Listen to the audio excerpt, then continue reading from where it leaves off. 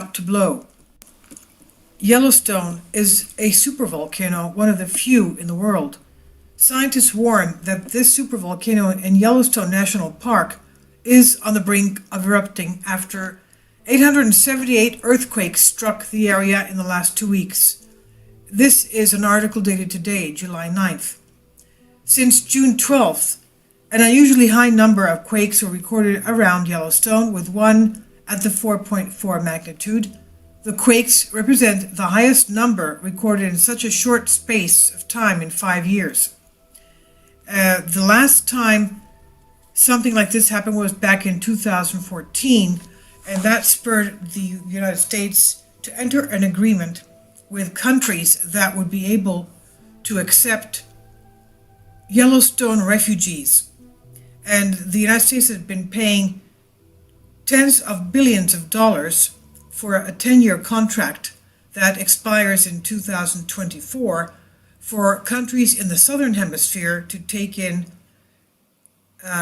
Yellowstone refugees.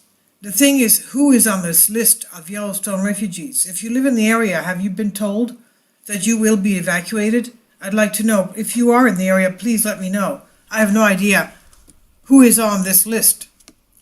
Now, since June 12th, we said, they've had a huge number of quakes, at least one at 4.4 magnitude, and that's worrisome. Natural News reports, although the risk of eruption remains low overall, and the volcano alert level has not been raised from green, it is believed that if it does erupt, it could be 1,000 times as powerful as the one at Mount St. Helens that took place in 1980. 1,000 times more powerful. This particular volcano, Yellowstone, has been dormant for more than 70,000 years, but that does not mean it will not erupt again eventually. It's impossible to predict when that might occur, but seismic activity can signal a potential eruption. 4 years ago, researchers discovered that the underground magma chamber of the volcano was more than twice as big as they believed, encompassing an area of land that measured 56 by 19 miles. So the magma chamber is at least twice as big as what they thought. Huge ash cloud could devastate the western United States. Should the volcano erupt, the resultant ash, smoke, and lava would most likely cause widespread devastation in this country and also have an effect on the rest of the world, and immediately, of course, in Mexico and Canada. It's believed that an eruption there would see molten lava hotter than 1,000 degrees, but the biggest concern is the ash. Scientists believe it could emit ash that extends over 500 miles, stretching from California all the way to Texas and Louisiana. It would likely leave as many as 4 inches of gray ash on the ground, destroying Midwestern crops. It could also spew out gases like sulfur dioxide, creating acid rain and leading to global cooling by reflecting the sun from the earth. While it might not wipe out human life entirely, it would certainly create a lot of damage across the western side of our nation. Another concern in that part of the country is a gigantic well of molten carbon that was discovered under the park earlier this year, just this year. And this year, we're only in the 6th month. Yes, a gigantic well of molten carbon was discovered, spanning 700,000 square miles. This section of upper mantle is about the size of Mexico, and it creates specific seismic patterns as solid carbonates melt. If a significant amount of the gases in this deposit are suddenly released into our atmosphere, it could spur an environmental disaster akin to a nuclear warfare. So this is terrible. This is new discoveries happening that happened about 6 months ago. As for Yellowstone supervolcano, it has only had 3 major eruptions in the last 2 million years. 3 major eruptions in 2 million years. Geologists say that other signs would also likely occur if the volcano was on the verge of blowing, such as big changes in the surface deformation, gas output, and the hydrothermal system. Well, the surface deformation has occurred. Even though this latest round of earthquakes will likely and hopefully amount to nothing, just like similar earthquake swarms in the past, The news serves as a reminder that it never hurts to prepare for events like this one, waiting for more signs of impending doom, whether it's a volcano or another type of threat, will place you in competition with other people for scarce resources. So the time to start stocking up and making a plan is now. Yellowstone super volcano ready to blow. Well, that's exactly what we're hearing. Reports now amid the growing swarm of earthquakes. Now over 1,000 earthquakes in the last month at Yellowstone National Park. Now we know there was a 4.6 earthquake that hit right there at the right there in the center of it, right there where the super volcano is.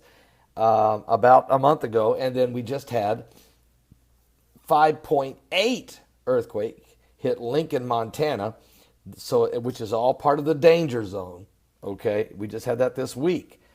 So Montana's largest earthquake ever. Scientists are now growing increasingly concerned that the so-called super volcano at the heart of Yellowstone National Park could be building toward a Category 7 eruption. So what is a super volcano, you may ask?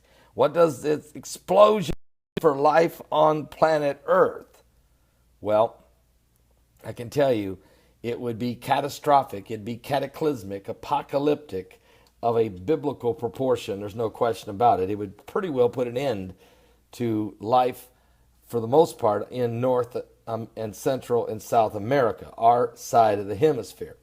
Is this thing going to blow before Jesus returns? I don't know. Could it be a part of the effects of the gravitational pull that we may be going to experience on this planet from planet X or Nibiru when it comes closer, this binary system that's pulling up, seemingly something shaking the heavens and could be trying to pull the earth apart. We're breaking records in volcanoes, breaking records in earthquakes, breaking records in sinkholes. We're having all kinds of extreme weather conditions, global changes that are taking place that are affecting mudslides, landslides, flash flooding, all kinds of thunderbolts of lightning, and we're just witnessing one event after another. The sun is hotter than it's ever been before. The radiation levels in California in the last 2 years have went up 13%. In the Northeast, 19%. And the earth seems to be shaking and quaking. It's almost like the wobbling on the poles. And so we're watching all of these apocalyptic signs, realizing that every bit of it is leading us ever so closer to the coming of the Lord Jesus Christ.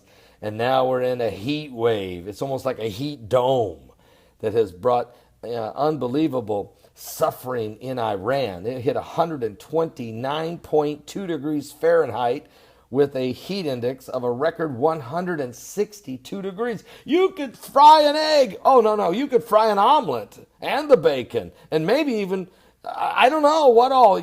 I mean, are you serious? This is unbelievably hot. And it's happening in Southern California. 10,000 cattle have died from the excessive heat. Oh, and what about Nevada? And 119 degrees in Las Vegas, and 120 degrees in Tucson, Arizona, and Mexico. It's cooking down there. Are you serious? So we're looking and we're witnessing and we're understanding that the UV rays, the cosmic the gamma rays, all that's affecting the earth. You got to understand the magma's moving and the molten magma, the lava is all in the core of the earth, heating up from some type of intense gravitational pull that even scientists say that there's an 8% tilt. The entire universe we're in has tilted 8%. So, I mean, there's something biblical going on here with the signs of the second coming of Christ, and all of the apocalyptic events going on this planet are coinciding with the apocalyptic event. It's like whatever's going on in the spiritual world is manifesting in the physical. And there's signs in the heavens and on the earth, blood and fire and pillars of smoke. And the earth is going to soon have a solar eclipse of a biblical proportion where the sky will turn as dark as sackcloth of hair, as it says in the book of Joel. That's coming up August the 21st. 33 days later, we're going to have the great constellational alignment in the heavens.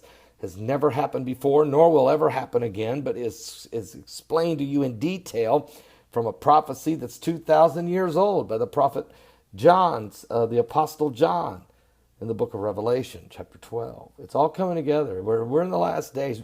Yeah.